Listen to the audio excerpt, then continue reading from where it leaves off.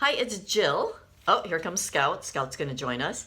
I have another quick decluttering project for you today. If you're looking for a way to get started without being overwhelmed, your refrigerator. So that might be overwhelming in itself. It's a big space. It really is. There's a lot of stuff in there, I bet. There's a lot of stuff in my refrigerator. So I would like you to focus on one small area of the refrigerator if you are feeling overwhelmed. So maybe it's the door, inside the door where you have condiments, little bottles of this and that. Check those out. Or one shelf in the door, or even one shelf inside of the refrigerator. So see where I'm going with this? Instead of feeling overwhelmed by the big space, break it down into one small chunk. And then you will see progress and you'll feel great. You will have accomplished something.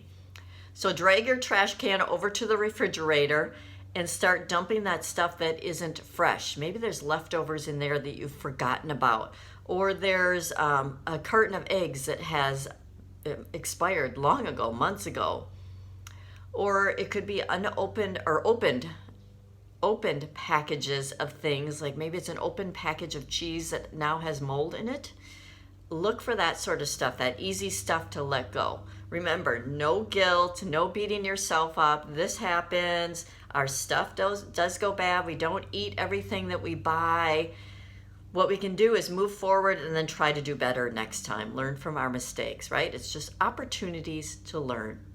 So thanks for joining me. Thanks for watching. This is Jill with Simply Organized in Madison, Wisconsin. I'm your non-judgmental, compassionate organizing expert. Please subscribe so you don't miss out on these videos and click the notification bell, that little bell icon, I think it's down here, and then you'll receive an email when I drop a new video. Thanks again. See you next time.